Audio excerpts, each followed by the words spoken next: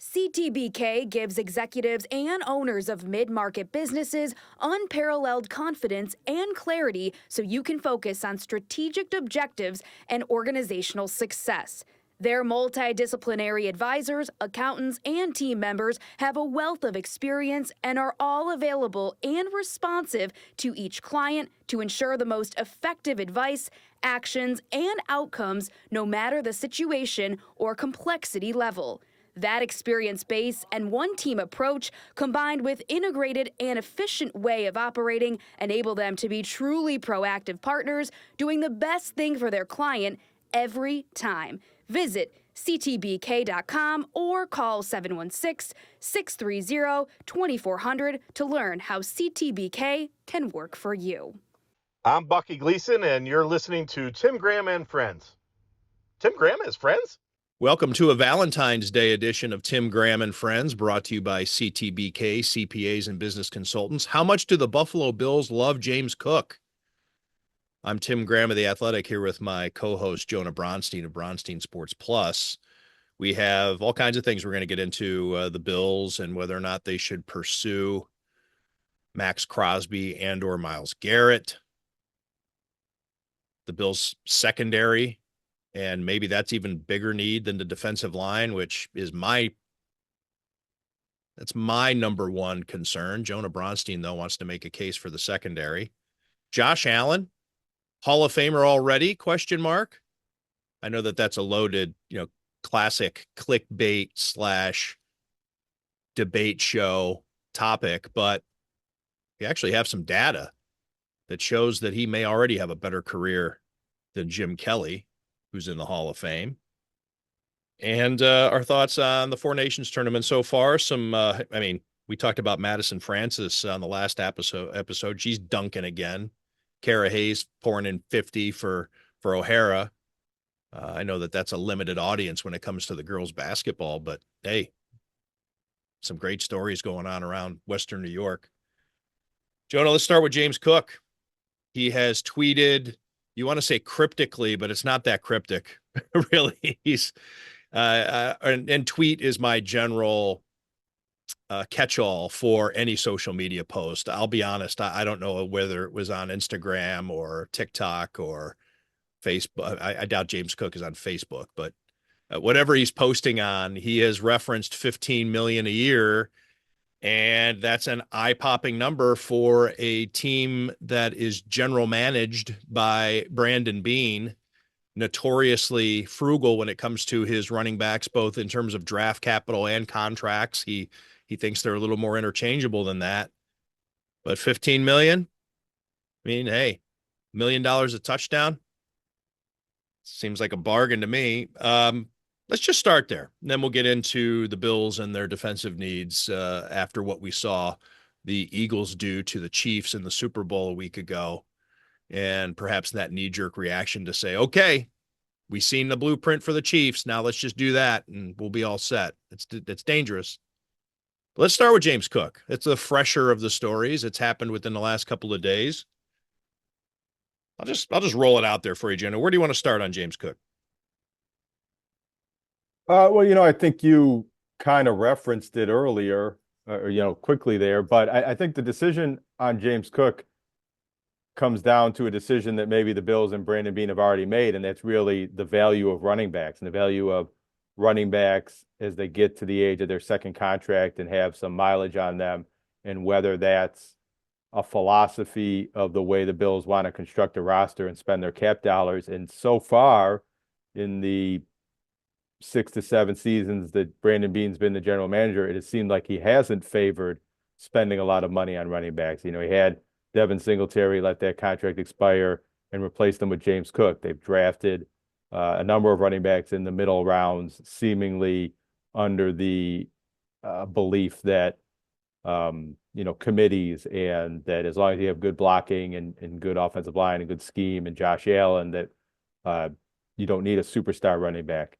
Now, James Cook has played well enough, overperformed really his draft position, and merits one of the better running back contracts in the NFL. But most times in the NFL these days, players don't get that from the team that drafted them. They have to go to free agency to get that kind of value. So I think the Bills had to make that decision about the running back position before they really dig in on James Cook.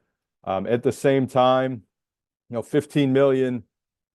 It sounds like that's exactly what the Bills are going to pay him, and that's going to be the cap figure. There's ways with an NFL contract. Well, let's give it some perspective here. 15 million is kind of an abstract term when it comes to sports. All contracts are until you give it some context.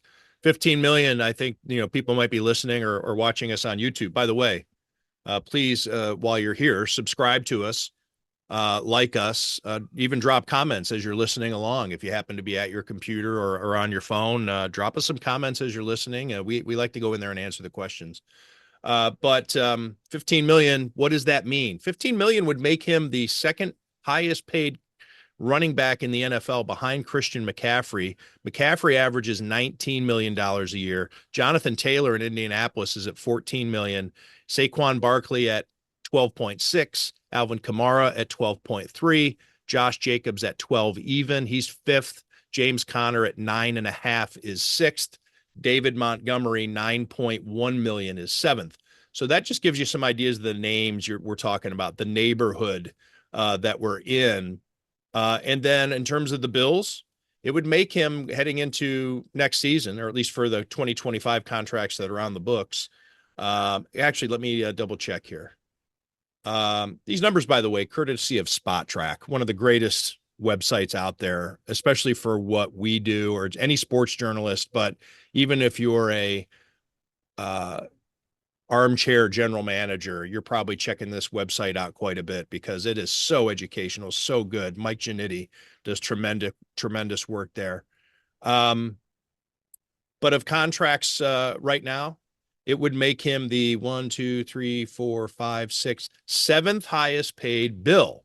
Now you put it in those terms and you're thinking to yourself, he's definitely considered the 7th most important player on the team. I mean, that's reasonable. And let's just give that rundown. Of course, Josh Allen's number 1. Deion Dawkins is second at $20 million a year. Right behind him, Von Miller. He's probably gone. Amari Cooper, he's probably gone. They're both at $20 million a year. Spencer Brown, the right tackle, is at $18 million. Now, right tackle is an important position. I get it. But all right, Ed Oliver is at $17 million a year. And Bills fans would, if you're going to pick one or the other, I'm sure that they would value James Cook over what Ed Oliver has brought to the team. Now, granted, there's things that you could do about, saying Ed Oliver is tougher to replace than James Cook. But in terms of production, and then Matt Milano, who might not be on the team anymore, he would be the player right behind James Cook. Matt Milano averages $14 million a year. Taron Johnson is at 10.2, and then down to Dawson Knox at 9.8. So if Dawson Knox is worth 9.8, James Cook sure sounds like he's worth 15 million. And I did cut you off with a rather long-winded interjection.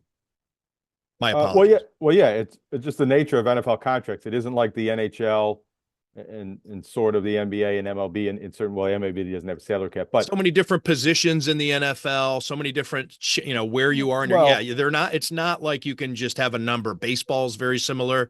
You can't just say, you hear a number in baseball, especially, and you think, I don't even know what that means until I have to see it in the context of players at that position, at that age, all that other type of stuff. James Cook is going to be 26 years old in September, entering the 4th year of his contract. So he's still a few years away from that magical age where everybody starts depreciating their running back talent.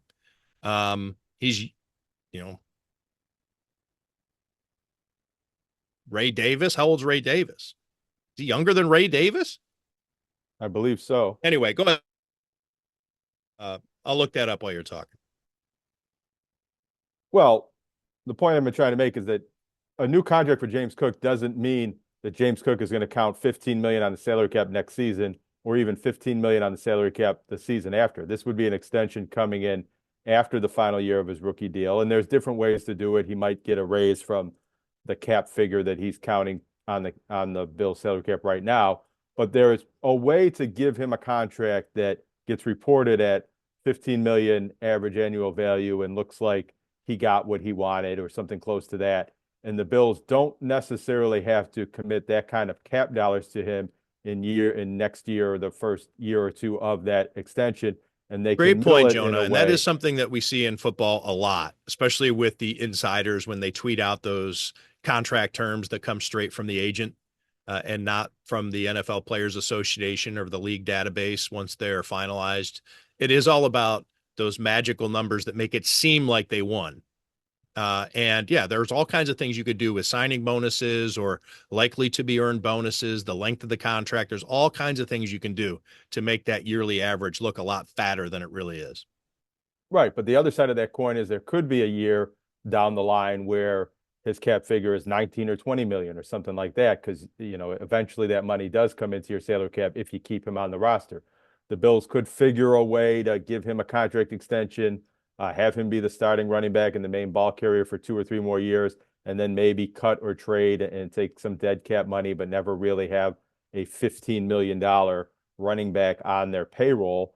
And push back the decision as to whether they really think he's worth it or, get to a further age where they decide he was worth it, but not worth it anymore. But you can't make those decisions with every single player. You can't give the big money extension and push it back. They did something similar with Ed Oliver a couple of years ago, and he's been a rather bargain on the cap the past 2 seasons, but now his cap figure is going to balloon and elevate it, and he kind of needs to be a lot closer to that top 10 pick Pro Bowl caliber player that they thought they were drafting to be worth the cap value that he's going to cost on the books this season. And the Bills have a lot of different needs, and in some ways they do have most of their good players under contract, but they can't do everything. They can't re-sign James Cook, trade for Myles Garrett, give Josh Allen a better contract and do it all. They have to make some decisions on where they want to allocate their cap dollars, not just this year, but into the future. Yeah, James Cook is a year younger than, I'm sorry, a year older than Ray Davis. I know Ray Davis took so long to get out of college with all of his different transfers and his backstory. That I had in my mind that maybe he was even older than James Cook, despite being a rookie. But he is a full year younger, but doesn't bring to the table what James Cook does, obviously. And I think that in this case, the Bills should be thankful that the NFL doesn't have salary arbitration like you see in other sports, because James Cook, coming off that 16 touchdown season in which he tied Derrick Henry for the NFL lead in rushing touchdowns, his second Pro Bowl in 3 seasons. Granted, he went in as an alternate this year, but he did not go in as an alternate the year before. He was voted in. And, dubious as Pro Bowls are, those are the types of things that matter. They get you contract bonuses. They show where you are in terms of the NFL's hierarchy and how good you are compared to your peers. So, yeah, James Cook, absolutely, as you said from the beginning, outperforming his contract as a what was he? I always hate going back, and I hate taking a 63rd Second overall round pick. pick. I So also not think only a he's second round pick, but a late second round pick. I also think that Didn't he's fumble the ball this year. Had only one fumble all year after being saddled with that Butterfingers reputation, and it came late in the season, and he recovered it himself, or at least the Bills recovered it. As I don't recall exactly who covered it, I guess, but they didn't lose the fumble. He also has 32 catches for 258 yards and another 2 touchdowns, so 18 total touchdowns. Damn good season for James Cook. And I think he's well liked by his teammates. He's a bit of an understated personality, but they seem Absolutely. to really. He's terrible for us. He's terrible. He is one of the worst interviews on the team, and not because he's a jerk. He just hates to talk. I don't fault him for that. I just wish he was chattier. But yeah, they love him in the locker room. The offensive linemen can't stop talking about him. Whenever you interview the offensive lineman, and vice versa, he gives a lot of glory to that offensive line, and they deserve a lot of credit for his success too, because that Bills offensive line is so good.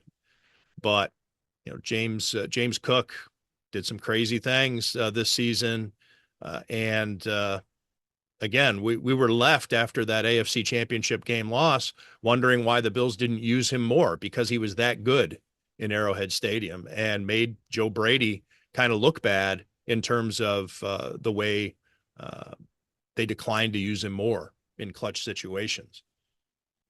He's been durable as well, at least Yeah, he in doesn't miss recent seasons. time, the whole thing. Yeah, he's got a lot going for him. And the Bills are going to have an interesting decision to make with him, because you want him happy also. I mean, if he's tweeting in February about wanting more money, then what does this do to the offseason in terms of voluntary workouts, mini camp, training camp? Do we look at a holdout situation? And you know me, I mean, I'm pro labor, pretty much across the board. And I've mentioned it before. I don't hold it against players who especially don't show up for voluntary workouts. I also think it's well within their rights to express their discontent by missing mandatory workouts. That's their prerogative, and I kind of root for it a little bit, with exceptions. You know, like for instance, Aaron Rodgers missing mandatory workouts when he's the quarterback of the team coming off of an injury. I mean, there are some things that within the team construct you need to do to be a good leader, to be a good teammate. But once you've been around and you know the playbook, and, you know, a running back missing time in May, fine. I mean, if that's what he feels like he needs to do to make his money. But if the Bills have that on the back of their mind of, do we want this to be an ongoing storyline into the spring, into the summer, that James Cook, is he happy? Does he want out? All this type of stuff. I don't know if he's that kind of guy. And the reason we don't know is because we don't really get to have speaks with him, you know, like in depth. I mean, he'll talk, he'll stop, and he just doesn't say much, and keeps his guard up at all times. So I don't think we really know whether or not he's the type of guy who would hold out.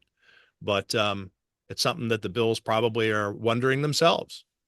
You know, do we have to take care of this now, or do we let it play out? Jonah, what are your thoughts on the Bills' defense after seeing what Vic Fangio was able to do against the Chiefs? I mean, we haven't seen anything like that. The Eagles' defensive coordinator, Vic Fangio, is who I'm referring to, and his ability to get after Patrick Mahomes and make him look like, as I said in my mailbag, I said the Eagles made him look like Tyler Thigpen with the way that he was patting the ball, throwing it into the ground, throwing it to Eagles defenders, one for Cooper DeJean's pick six. Yeah, it made the Bills, by comparison, 2 weeks earlier, their defensive front looked like minor leaguers. And I think the temptation, although there's truth in there somewhere, and we'll talk it out. There's a temptation to say, all right, that's what the Bills need to do to beat the Chiefs. Okay, maybe so, but the Bills also need to play 16 other games in the regular season and 2 or 3 more in the playoffs to get to the Super Bowl, and gearing up to beat a moving target, which the Chiefs are going to be. They're going to make a lot of changes. They're going to lose their best offensive linemen. They might lose Travis Kelce. They might lose important players on their defense. DeAndre Hopkins might retire. Hollywood Brown's a free agent. I mean, there's all kinds of changes. It's a moving target. The Chiefs are, even though Patrick Mahomes is in the crosshairs of Bills fans and the Bills, maybe the Bills front office even, of the guy we need to bring down, there's a chance the Bills don't even play the Chiefs in the playoffs next year. That's not to say that what you can do to beat Patrick Mahomes doesn't translate into beating other teams. But anyways, what did you see from the Super Bowl that you can apply to the Bills' thinking for 2025? Well, I don't think the Bills can just replicate what the Eagles did in personnel-wise. They haven't invested the same type of draft picks at the same positions. You wrote about this in your Satchel column for The Athletic. The interior linemen, and the Bills have drafted Ed Oliver and Dwayne Carter, but the Bills have a lot of these defensive players already. They haven't performed as well as the Eagles defense did, But I think there's a temptation, or I've seen media reaction saying the Bills just need to do whatever it takes to get Myles Garrett or Max Crosby or the best defensive line players that they can to try to do what the Eagles did against the Chiefs. But that's what they did a couple of years ago when they signed Von Miller. That was coming after the 13 seconds game, and they couldn't get to Patrick Mahomes. And it seemed like they were one player away or one star pass rusher away from getting over that hump, and that didn't work out. The Bills do have cap dollars invested. I think something over 50 million on next year's cap in Ed Oliver, Daquan Jones, AJ Epinesa, Greg Rousseau. Greg Rousseau might need a new contract. I mean, maybe there's ways where you decide to get a different star pass rusher instead of giving Greg Rousseau a new extension, or maybe you can trade Greg Rousseau and get some assets that you use in a trade for Myles Garrett. But I don't know if the Bills have the luxury of adding Myles Garrett or Max Crosby on top of the defensive linemen that they already have. I think they need, to be shrewd in the draft. Or You don't think Von Miller is going to stick around, do you? No, I don't think Von Miller's going to stick around, but I'm talking that 50 million number is not even including Von Miller. That's Epinesa, Daquan Jones, Ed Oliver, and Greg Rousseau's cap figures. Mhm. And the thing about Von Miller, yeah, I do think Von Miller is going to get released, and that's going to give the Bills some cap relief, but that's going to be post June 1st cap release mostly. So I don't think just cutting Von Miller is a cookie cutter solution to being able to fit Myles Garrett and a new contract in there. Now, maybe that is what the Bills need, but they'd still be investing more draft picks, more cap figures into one star player that they think is the one player away that they need, when really they just need to be accumulating more and more talent, hit on more of these draft picks, and put together a volume of pass rushers. And the Bills had, at times, a very effective pass rush this season. Sometimes that involved blitzing. They did very well against Lamar Jackson. So it doesn't necessarily mean that they have to do it exactly the way the Philadelphia Eagles do it, but they do need to bother Patrick Mahomes more than they have in many of the matchups that they've played in recent years. Yeah, I think that it's, when it comes to acquiring them, first off, you need to know, I mean, and we don't yet, if Myles Garrett and Max Crosby are even on the trading block.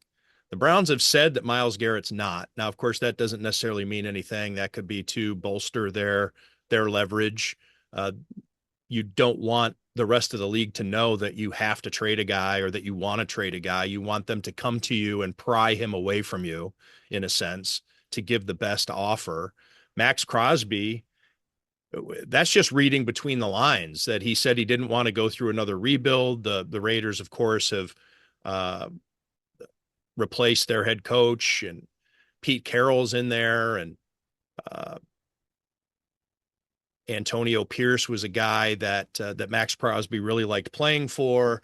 But we don't know for sure if the Raiders are going to trade Max Crosby. Maybe Max Crosby has met with Pete Carroll and is in love with the guy. I mean, Pete Carroll's a pretty charismatic dude. He's got a track record. It's not as though they went with another Josh McDaniels type with the Raiders. This might be the type of move that Max Crosby's like, all right, I'd like to run it back with these dudes. So we don't even know if they're available. That said, if they are available, the Bills don't have a lot of ammunition, at least in terms of the draft this year. Yes, you can talk about 2026 draft picks, but the Bills do own 3 picks in the first 2 rounds, which sounds really good.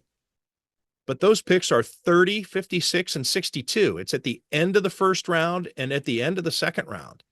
And if they are going to compete with other teams that also are going to want to acquire Max Crosby or Myles Garrett in a trade, they're going to be shorthanded in terms of the draft assets that they can give up. These are 2 teams that have holes to fill.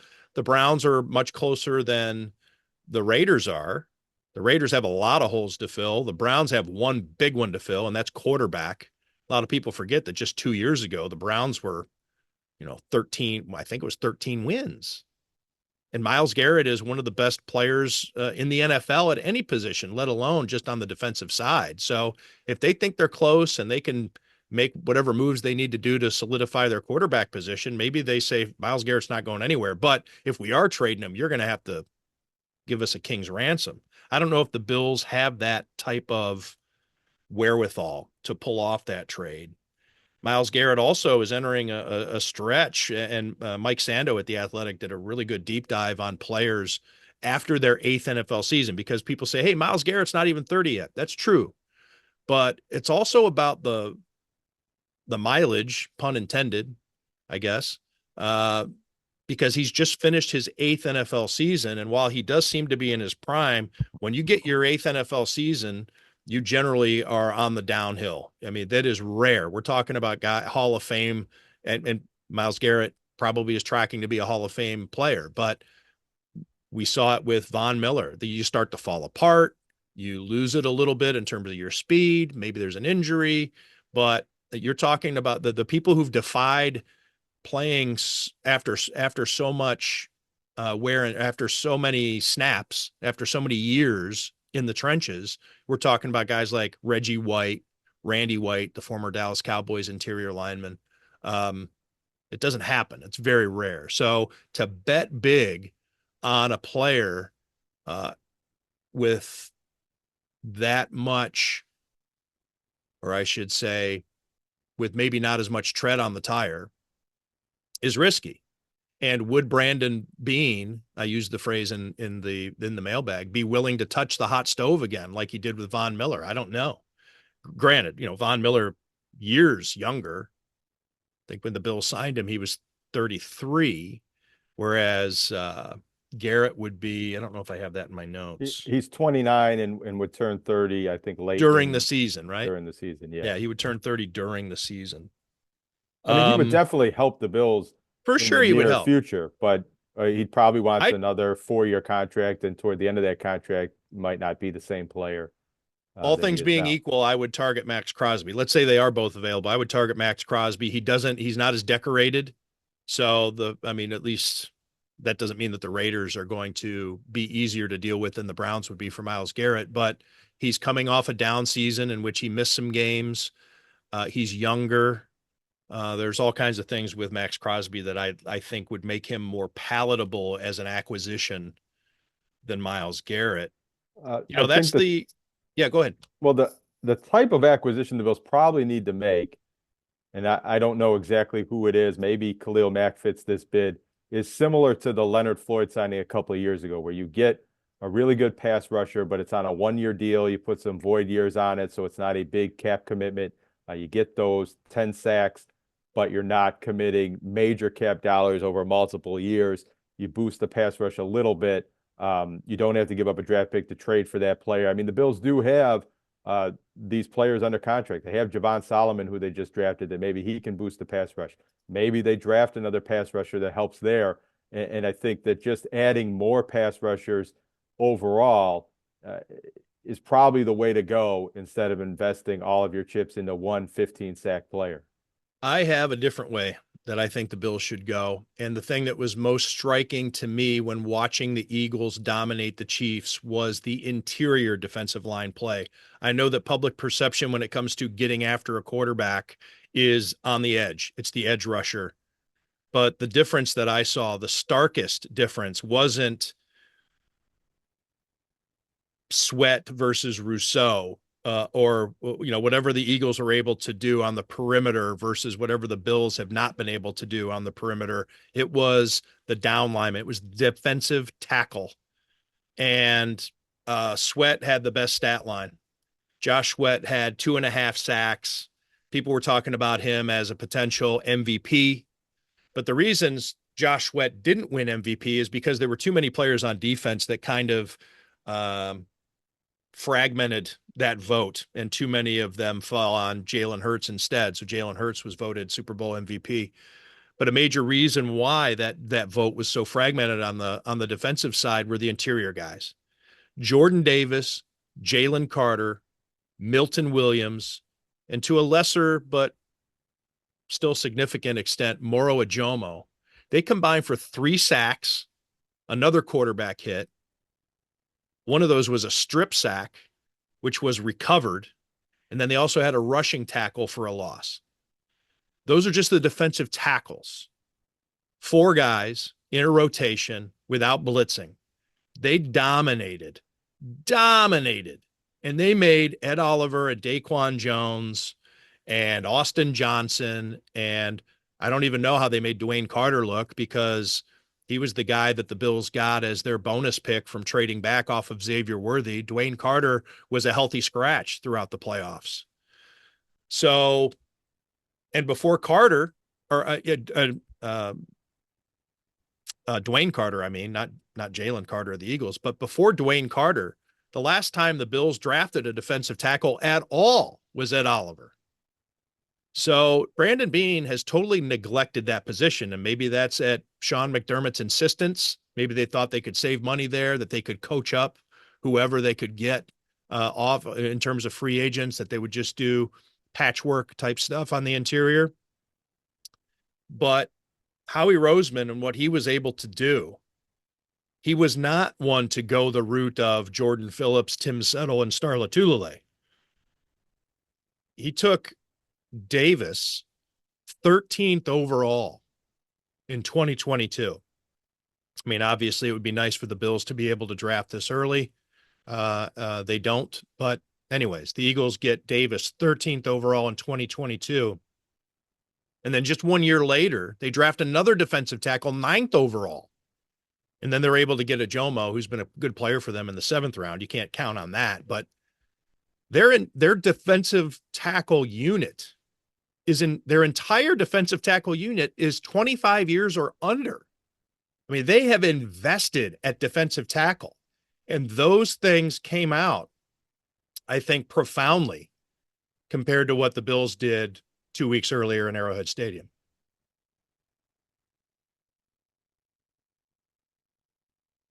I agree. Good point.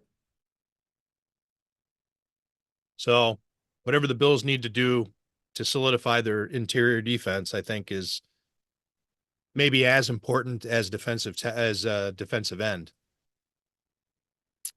You brought up before we hit the record button, the Bills and what they need to do in the secondary. Obviously very important. And I didn't get to that in my mailbag. I kind of ran out of time. I was on a deadline, but yeah, I think that they need to upgrade at safety because Damar Hamlin is upgradable, number one, but also Taylor Rapp, with the style he plays, he can't stay on the field. He's like Matt Milano at safety. I mean, in fact, a lot of the Bills players up the middle, they're linebackers. I guess they're safeties. Maybe not defensive tackle. I guess I can't make a total baseball analogy by saying up the middle, although Dwayne Carter was hurt this year. But and then Rasul Douglas did not have a takeaway all season after being the thing that he was known for after the Bills traded for him. Christian Benford played really well, but Kaiir Elam is clear liability. Maybe the Bills make a change at their secondary, go more man than zone. But you'd mentioned that. I don't know if you had any extra thoughts to make regarding the Bills' defensive backs heading into the offseason. Well, just generally noting that Damar Hamlin and Rasul Douglas are starters who are free agents. Some of these other positions, James Cook still has a year left on his rookie contract. They have all of their starting players in the front seven under contract. Cole Bishop was drafted rather high and does seem to be the player that's going to move into the starting lineup and maybe replace Damar Hamlin. But you raise a point that Taylor Rapp, who is under contract, might not be a long-term solution or might be better off in that third safety dime defender, nickel defender role that they used him in last year. Maybe they could find a more dynamic player in the draft to upgrade that position at some point. And it doesn't look like Kaiir Elam is, the fill-in for Rasul Douglas at that cornerback position. And it doesn't look like Jamarcus Ingram has been a good player and a good fill-in at times at outside cornerback, but I don't think he's somebody that the Bills are relying on to take over that position and be a starter. So if they don't re-sign Rasul Douglas, who's over 30 years old, and as you mentioned, didn't have a takeaway this past season, even though he looked like an incredible ball hawk in his first year with the Bills or his first half season with the Bills, that is probably the Bills' biggest need, is filling holes on the roster and getting starting caliber players before they're making luxury additions to the defensive line. There's also probably a need at linebacker. Not an obvious need because they do have Terrell Bernard and Matt Milano. Dorian Williams was able to fill in at various points in time, but it does seem like the Bills didn't totally trust Dorian Williams in all of the different roles at linebacker, and their depth was stressed at times at linebacker this season. Matt Milano, I do think he's going to stay on this team for at least another season, but the way his contract is and the number of injuries he's had might not be quite the long-term cornerstone at the linebacker position that he looked like a year or two ago. If the Bills can get another really good linebacker at some point in the draft, they probably should restock somewhere on that position. There's just areas of the defense, areas of the roster, I think that they're thinner than they are at defensive line, even though the defensive line didn't generate the pass rush that was needed to beat the Chiefs. But, the secondary and maybe even the linebackers also didn't play well enough to beat the Chiefs. We keep referencing the satchel, but that's the one good thing about doing a mailbag is that you hear direct feedback. You ask for the feedback, and I guess you can hear direct feedback in the comment section under any story, but I refuse to go there. Even though The Athletic is way more civil than other places, I've just kind of gotten out of the habit. But when it comes to a mailbag, you're soliciting input, and then you're forced to go through and read all the different questions. And you get a lot of different things. And I try to provide as much of a variety as possible. And it forces you to look at a lot of different things, which makes it good for the podcast, right? I mean, we have a lot of these things off the top of my head. I can refer directly to the story, a stat I looked up, those types of things, which I think makes for a more interesting discussion when you have it all right there at your fingertips.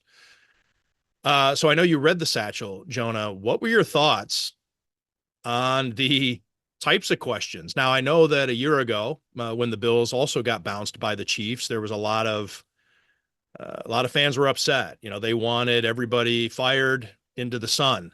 And it's different, though, this year. This is the first year where the questions were heavily directed towards Brandon Beane's track record, his draft picks, his decisions.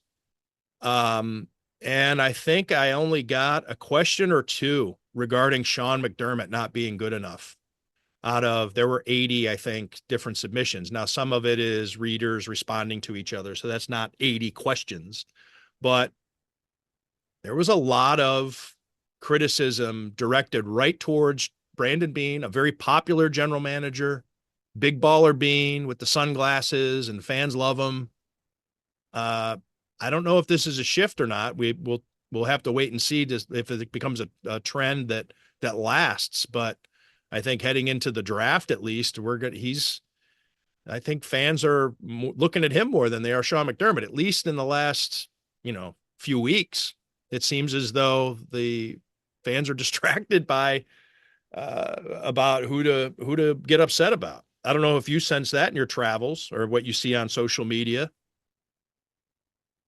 I mean, you do see some criticism of the high first round picks that haven't really hit in the last couple of years.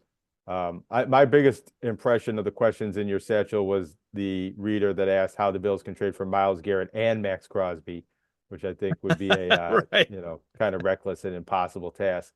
How about the guy who wants to know if the Bills should take a second round pick for Dalton Kincaid? That's the state of mind. That's the state of mind of where Bills fans are right now. They want to blow it all up, but they're even willing to assume that one of Brandon Beane's most exciting draft picks of the last couple of years is worth moving on from.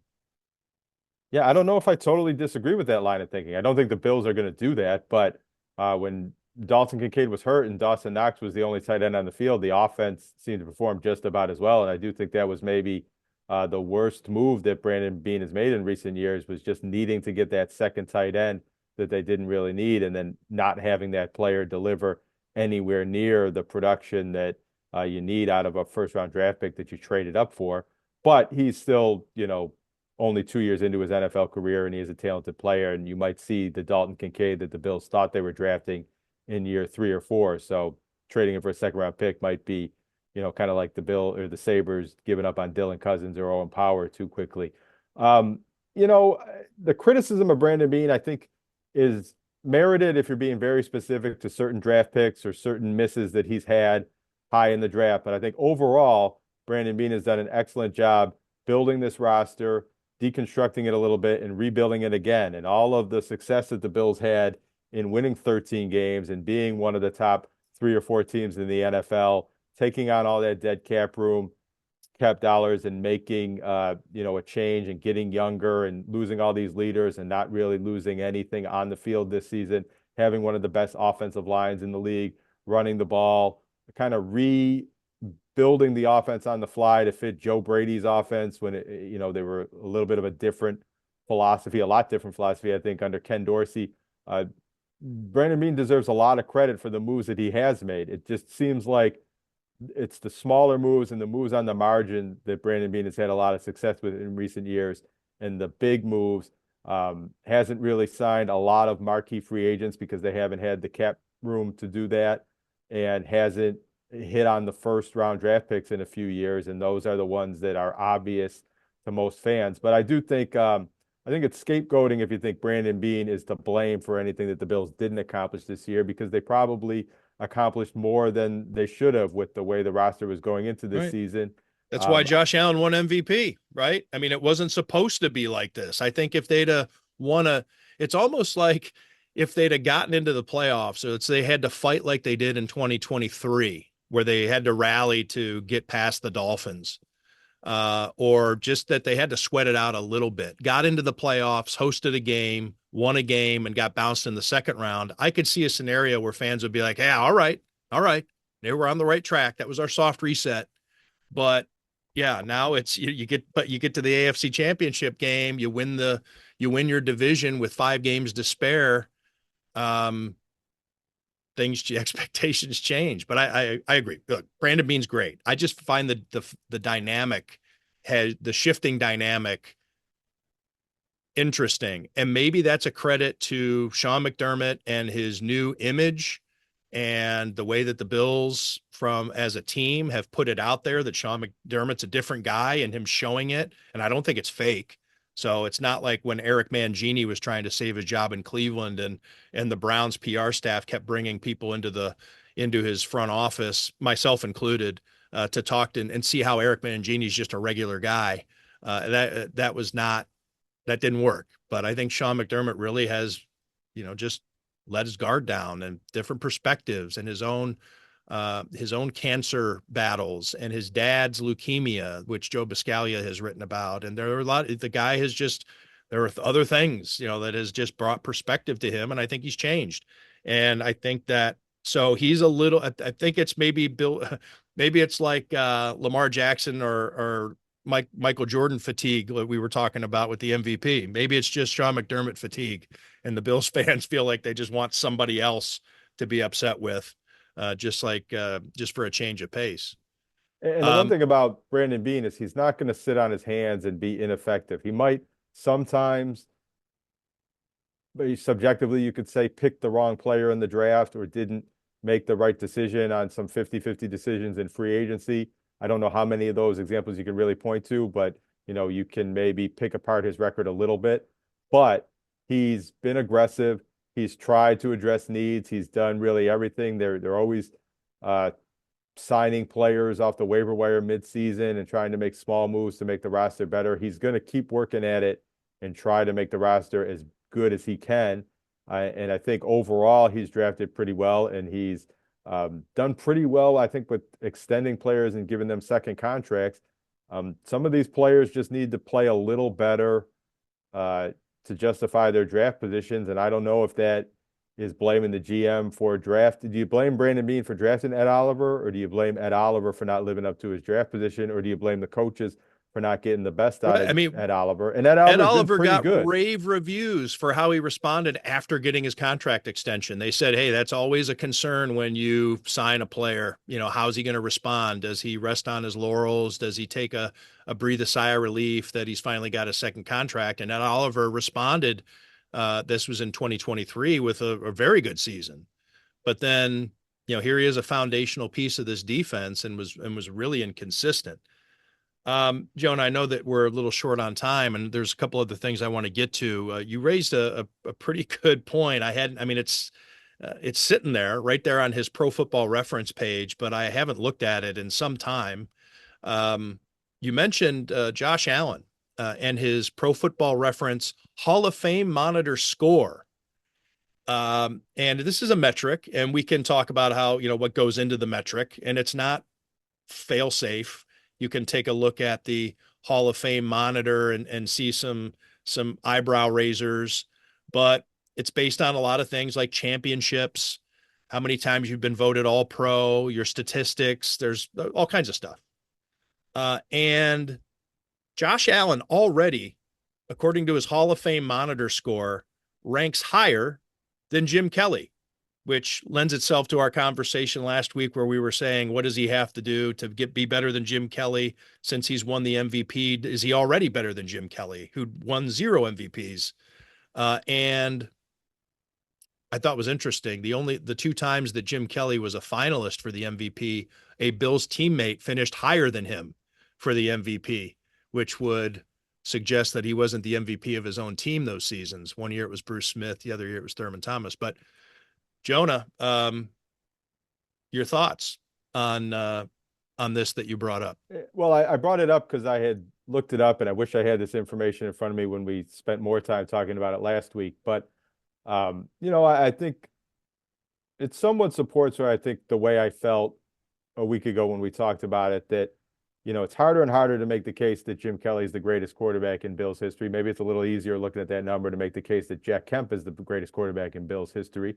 Yeah, for the record, we should say that the Hall of Fame monitor actually has, they're all within 4 spots of each other. Jack Kemp, in fact, there's another former quarterback, Darryl LaMonica. So here it's got Troy Aikman. This is way down.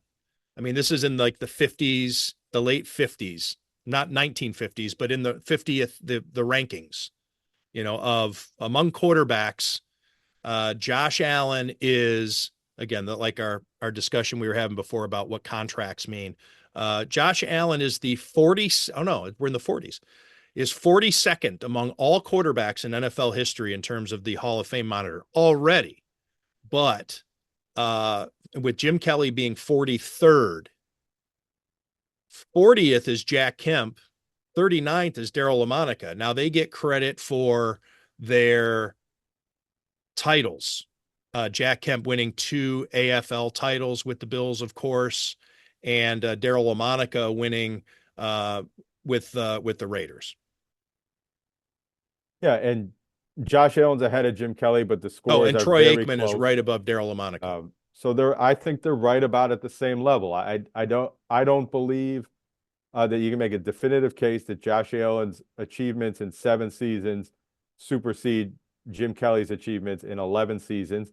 And these numbers kind of bear out that they're very, very close, even though Josh Allen, maybe you could make the argument or the statistical argument here that he's a hair above Jim Kelly. Winning matters. Championships matter. Jim Kelly never won a championship, but he did take the team to 4 Super Bowls. He changed the feeling and direction of that franchise when he showed up in 1986. They went to 5 AFC championship games. Josh Allen has brought the Bills to 2 AFC championship games. Josh Allen is really on the cusp of being the greatest quarterback in Bills history, and maybe only needs to take 1 more snap or score 1 more touchdown or hurdle 1 more defender before it's more definitive. But I do think there's another level that he needs to get to before he's definitively ahead of Jim Kelly. And taking the team to the Super Bowl 1 time is probably the last chapter. And, in the storybook narrative aspect of it, I mean, there are some, but how many great quarterbacks have never been to the Super Bowl? Josh Allen's now putting himself in that conversation of only 2 are in the Hall of Fame. Yes. That never went to a Super Bowl. Dan Fouts and Warren Moon. So there's Josh Allen now pretty close to putting himself into that conversation of a Hall of Fame quarterback that hasn't played in the Super Bowl. Now he's young enough that, he's going to have a lot more opportunities to take the Bills to the Super Bowl. But at this point, with the way the question was framed, if he were to retire tomorrow, he's not there yet. He hasn't been to the Super Bowl yet. And I think he's still, I wouldn't put him behind Jim Kelly, which maybe I would have a year or 2 ago. But at this point, I think they're about equal, and Josh Allen really just needs more time to add to his resume and his statistical achievements, but also could use 1 more winning season or 1 more championship accolade to cement his case. This metric is imperfect, and I did mention Darryl LaMonica and his 2 championships. I wanted to double check because, with the Raiders, he did, get to the playoffs and things like that, but he didn't win Super Bowls.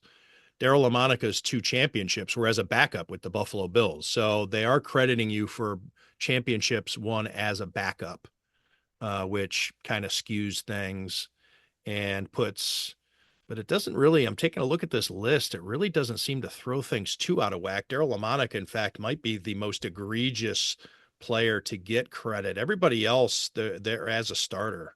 Nobody else seems to be getting incorrect backup credit here.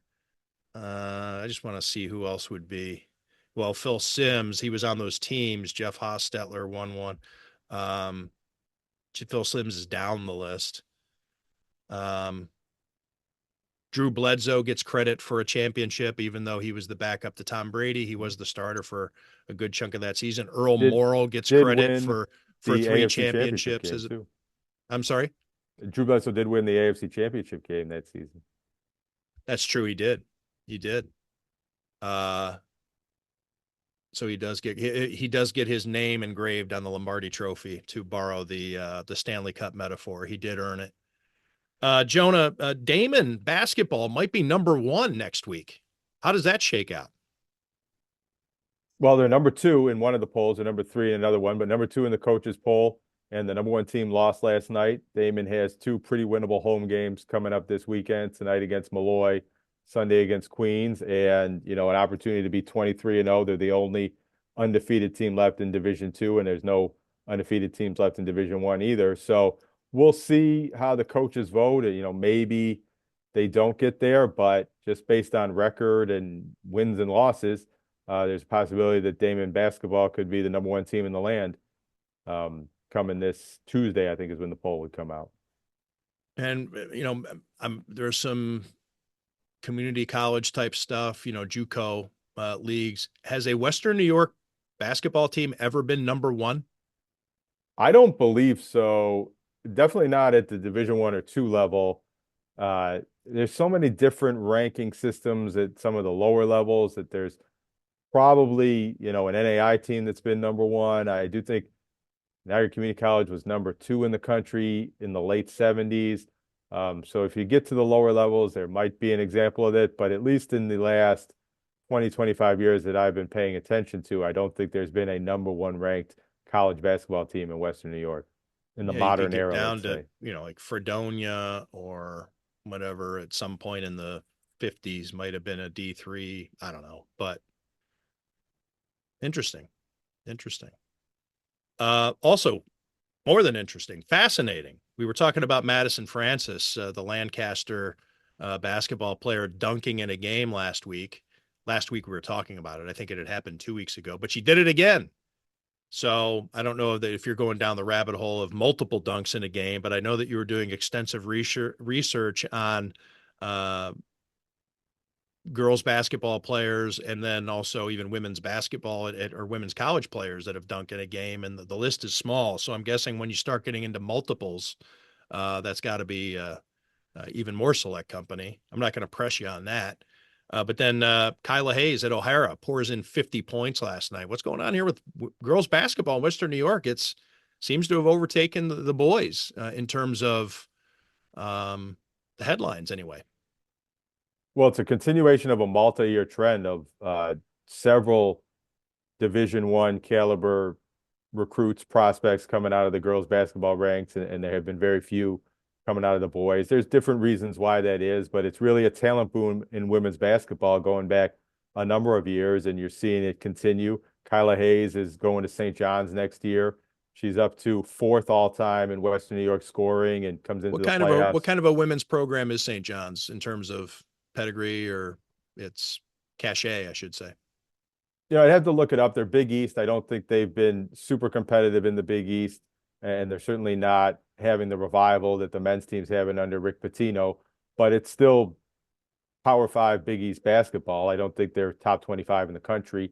I'd have to double check and see how winning they have been, but it's still an impressive level of basketball for a recruit, and you get to play some games in Madison Square Garden, and we'll see. Maybe Kyla Hayes is the player that can get them a little bit over the top. She came into high school basketball as a post player, kind of a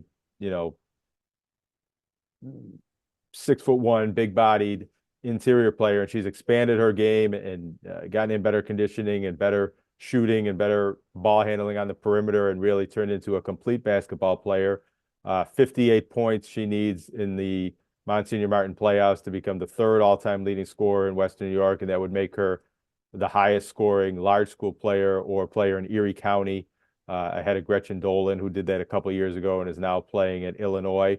And it'll create kind of an interesting situation. You have two, almost like the NFL MVP debates. Kyla Hayes and Madison Francis are both extremely deserving of being Western New York Player of the Year, and maybe they're going to be co-players of the year. But if you're not going to make them co-players of the year, there's going to be a decision to make, and both of them have an excellent case, and both of them are two of the best, very best players that we've ever had around here. But if you got to pick one or the other, it's quite a debate as to which one you would pick. Since 2010, St. John's women's basketball has gone to the NCAA tournament 7 times and is looks like about half the time they are ranked in the AP poll, with a high of 14 after the 2011-2012 season. So pretty good women's basketball program there. Now they've been on, I don't want to say hard times, but they've been missing the tournament. They look kind of mediocre, 2019, 15, 19 win seasons. But 3 seasons ago, they go 23-9 to make the tournament, and they are currently 13-11. But only 3-10 in the conference.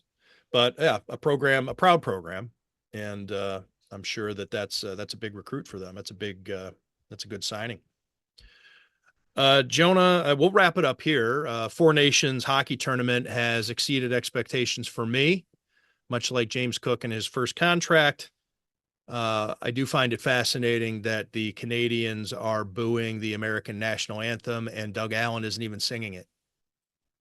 But I think that booing the national anthem stands to reason, given what's going on with the president trolling Canadians about becoming the 51st state and calling Justin Trudeau the governor and all that type of stuff. So I know that the Americans are unhappy with it in terms of having to sit there and listen to the booing. The Kachuk brothers responded with a big night last night after gritting their teeth during the national anthem at the Bell Center being booed, but they're just going to have to put up with it, apparently. I'll tell you, I did like the national anthem performance at the Super Bowl, and I'm curious what you thought of the halftime performance.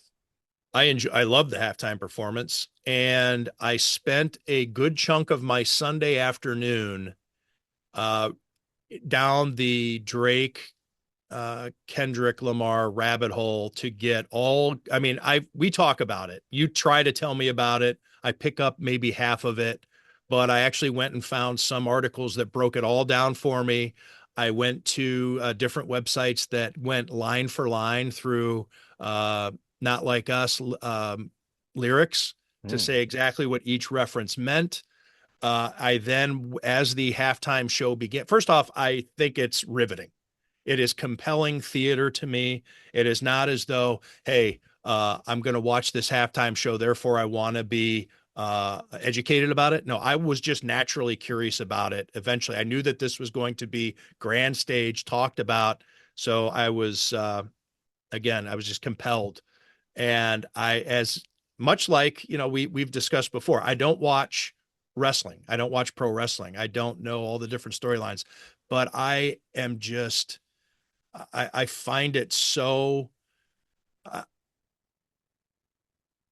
riveting. I can't think of different words for it. I'm trying to be a little more compelling, have a little more variety. Huh?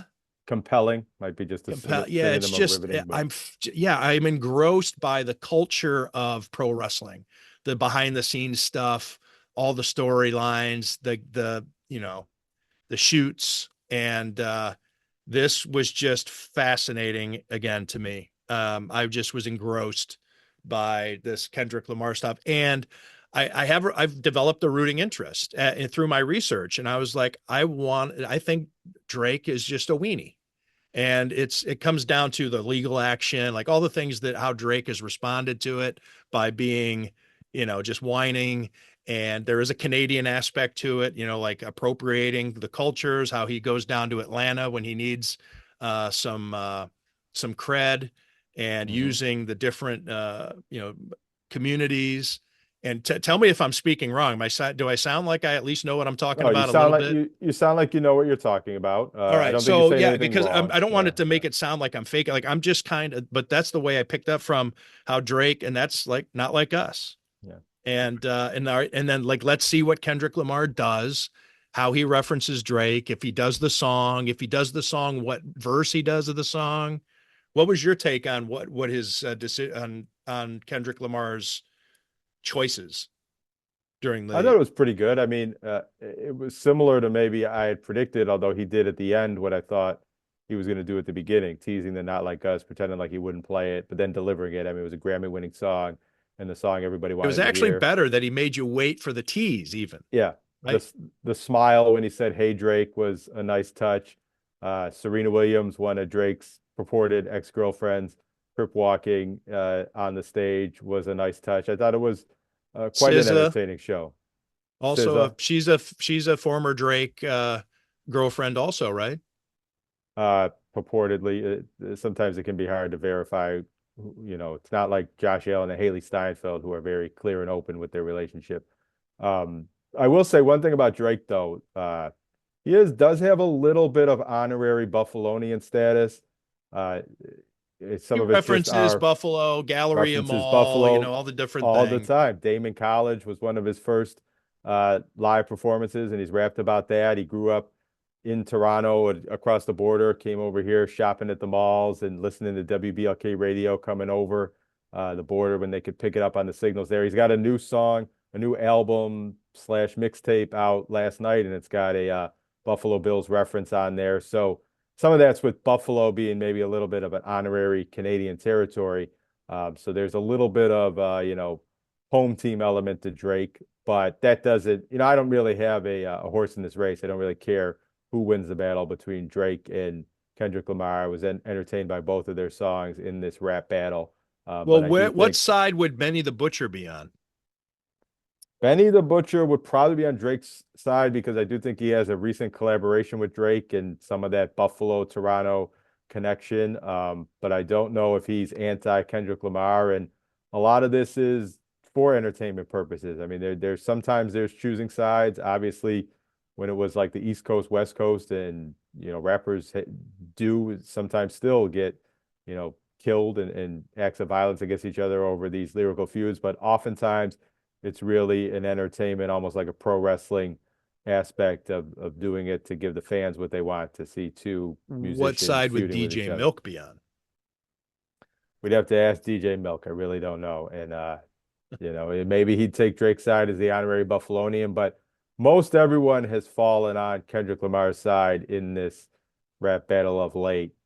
Kendrick Lamar is decisively cooler because of, number one, he comes out of this beef, he comes out with the hardware, right? He gets all the Grammys. He gets so I guess, at least from a critical standpoint, he did better work in the beef than Drake did. But what seals the deal is Drake and his litigation, that he couldn't win the rap battle, or that he couldn't win the, whatever you call it, the back and forth. So he goes to court. And that is one of the weeniest things that you can do, right? It's not manly. Well, and Drake I has mean, another. I'm not saying I don't think it's unmanly to go to court. I'm just saying that in the court of public perception, that is a Yeah. bitch way out. Well, and Drake has another legal battle going on with UMG Music Group, Universal Music Group, and some sort of belief that the two things are connected, that UMG has been propping up Kendrick Lamar's status and streams of his song, and in a way to weaken Drake's position and win that legal fight. And I don't really like conspiracy theories. I don't buy into too many of them, but they're also interesting and compelling, and it does make me wonder how much truth there is to that. You think Kendrick Lamar's cooler because he wore the bell-bottom jeans? It has nothing to do with it. No, I think I knew where my rooting interest lied before the halftime show began. Well before that. It was just No, it just didn't. I found myself reading, these academic articles, like they're interviewing professors of hip hop, in which exist, it's a course of study now, much like, hey, rock and roll is. There are schools that offer courses on the Beatles, but I just found myself like, all right, Kendrick Lamar is my guy in this. If I got to pick sides, I'm team Dot. All right. Who's the other anthem singer with the Sabres games? Cammy What's her Clune? name? Cammy McClune. Yeah. Maybe we need a McClune Doug Allen beef. Were you at that game, by the way? Yes, I was, but we were on the elevator coming up. Did he get booed? Because going I down, I saw Yeah, I don't know. I watched the broadcast and it seemed like he was received warmly, but I saw some response on social media that he was booed. Well, But I so would that like to was think that people Rob would, Ray. at least We were at least on the for elevator. nostalgia, that they would cheer the guy, right? Yeah, I think he did get a good reception, but like I said, Rob Ray was inducted into the Hall of Fame pregame. Then we went downstairs for that press conference, and we were either on the elevator Yeah. going down or the elevator coming up when that anthem was being played. So I remember seeing it on the TV, but not being out in the Arena Bowl enough to really get a great sense of what the crowd reaction was. But I think I heard from where I was on the elevator, more cheering than booing for that. Yeah, I would expect that. I was surprised to see that he was booed. He was pointing So at you. Did you see that right through the TV? He was pointing right at you, Tim. Well, in the arena, he was on TV. He was pointing at a cameraman. So they had a different camera. They had the camera from the 200 level on him, and he was making love to the camera at the end of the song, as opposed to the television audience back home. Jonah, thanks for this. Thanks to everybody out there for checking out Tim Graham and Friends, brought to you by CTBK, CPAs and Business Consultants. The financial needs of a business go beyond tax and attest services. That's why CTBK goes beyond accounting services and offers outsourced solutions through their affiliation with CFO Solutions Plus. These additional services allow clients to focus on their operational and long-term strategic goals. Trust CTBK's outsourced solutions to provide cost-effective, value-added financial services tailored to your company's needs. Call CTBK at 716-630-2400. Again, 716-630-2400. Or go to ctbk.com to learn more about CTBK's outsourced solutions.